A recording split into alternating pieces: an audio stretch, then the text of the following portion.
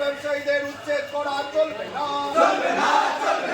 উপস্থলিতে পুনর্বাসন ছাড়া কোনো বস্তিবাসী হক আর ক্ষুদ্র ব্যবসায়ীদের উচ্ছেদ করা চলবে না।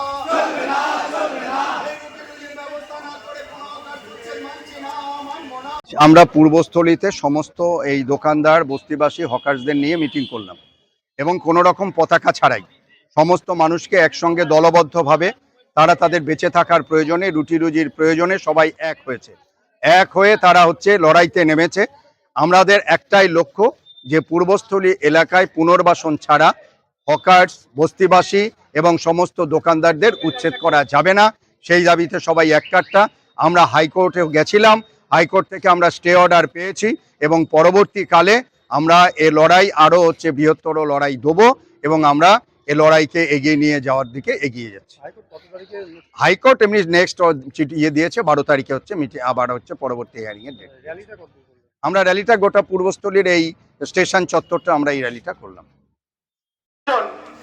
সকলের পক্ষ থেকে রেল কর্তৃপক্ষের কাছে বিশেষ অনুরোধ, আপনারা পরিকল্পনাবিহীন ভাবে উচ্ছেদ করা চলবে না এবং সুপরিকল্পিত ভাবে দোকানদার যারা সংসার পরিবহন করছেন এই ছোট ছোট ব্যাগ করা মানে যাদের সমূলে উচ্ছেদ করা, তাদের সন্তান সন্ততি পরিবার নিয়ে তারা কোথাও হয়েছেন, আমাদের এই বিক্ষোভ মিছিলে সামিল হয়েছেন, তাদের উদ্দেশ্যে অনুরোধ, আপনারা একটা লাইন করুন। থাকার জন্য একটি নোটিশ জারি করা হয়েছিল। আমরা তার বিরুদ্ধে কলকাতা উচ্চতর ন্যায়ালয়ে আমরা গেছিলাম। হকার উচ্ছেদ চলবে না, চলবে না, চলবে না, চলবে না।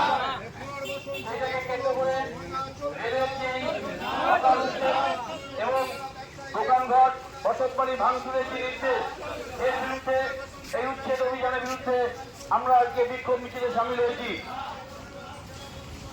সুধী বন্ধুগণ, আপনারা জানেন যে রেল প্রশাসন পশ্চিমবাংলার যত্রতত্র বেআইনি ভাবে এই ভাঙার বা উচ্ছেদের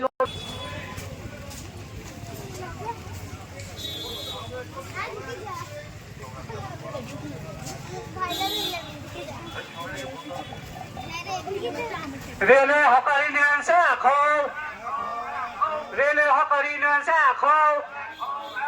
পূর্বস্থলী রেলে হকারি নেন এই নির্দিষ্ট পুনর্বাসন ছাড়া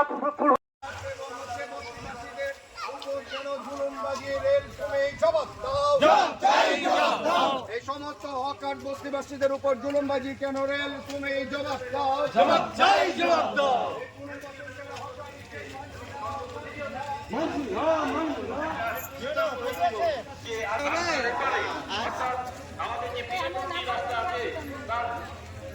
আমরা আজ অব্দি সেখানেই আছি, কিন্তু হঠাৎ করে কি হলো জানি না, রেল একটি খামখেয়ালি সিদ্ধান্তের মাধ্যমে হঠাৎ নোটিশ জারি করলো আমাদের এই দোকানগুলো ভাঙার জন্য এবং গরিব মানুষের ছোট ছোট দুঃখীগুলো ভাঙার জন্য আমাদেরকে নোটিশ জারি করলো।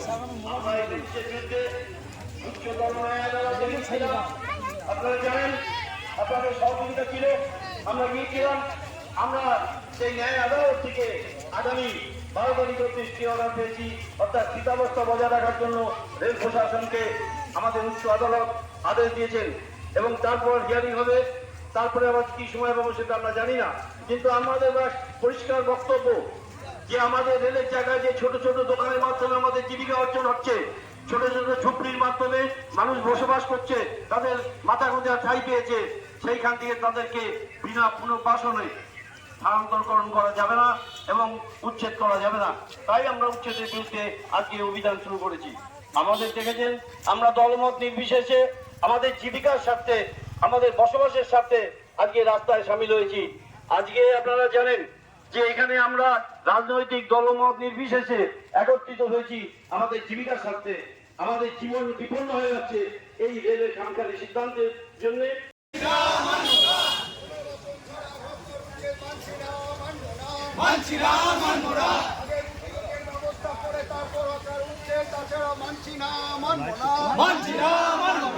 পুনর্বাসন ছাড়া হকার উচ্ছেদ মানছি না,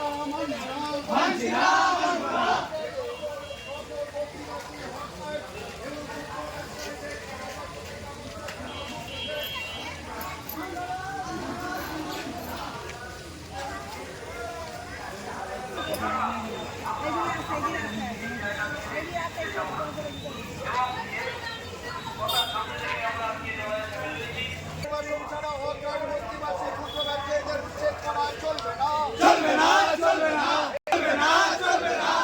রুজির বিকল্প ব্যবস্থা না করে উচ্ছেদ করা চলবে না, চলবে না, চলবে না। রুজির বিকল্প ব্যবস্থা না করে উচ্ছেদ করা চলবে না, চলবে না, চলবে না। কেন আন্দোলন করলেন? আজকের আন্দোলনটা রেলওয়ের পক্ষ থেকে হঠাৎ করে কিছুদিন আগে একটা নোটিশ জারি করা হয়েছিল, আগামী 25 তারিখ সমস্ত দোকান এবং আমাদের এই বাড়িঘর সব ভেঙে দেবে। এই নোটিশের জন্য আমরা আতঙ্কিত। আমরা কোথায় যাব? ভারী বর্ষা, আগামী দিনে আমরা ছেলে মেয়ে কোথায় যাব? এই জন্য আমরা বাজার কমিটির প্রাক্তন সম্পাদক তাপি রায়চৌধুরী এবং এখানকার দোকানদার যারা আছেন তাদের দ্বারস্থ হই। তারা বললেন ঠিক আছে, আমরা বিষয়টা দেখছি। তারা গেলেন হাইকোর্টে, গেলেন হাইকোর্ট থেকে স্টে অর্ডার হয়েছে, তবু রেলের যে ব্যবহার, এই ব্যবহারকে তারা বিশ্বাস করেনি। আজকে একটা বিক্ষোভ মিছিলের আয়োজন করেছেন। আমাদের বলল আমাদের বাঁচার তাগিদে আমরা কোথায় যাব, সেই জন্য তাদের সঙ্গে দোকানদারদের সঙ্গে একত্রিতভাবে আমরা এই বিক্ষোভ মিছিলের যোগ দিয়েছি। আমরা মাননীয় সরকার বাহাদুরের কাছে এটাই বলতে চাই যে আমাদের একটু পুনর্বাসনের ব্যবস্থা করা হোক, আমরা যেন ছেলে মেয়ে সকলকে নিয়ে একটা জায়গায় মাথা গুঁজতে পারি, থাকতে পারি, এই আমাদের দাবি। এই দাবিতেই আমরা এখানে এসেছি। আমাদের বাড়ি আছে এখানে, বসবাসের বাড়ি। আমাদের এখানে কম বেশি প্রায় হাজারের উপরে বাড়ি আছে। আমার নাম গৌতম নাথ।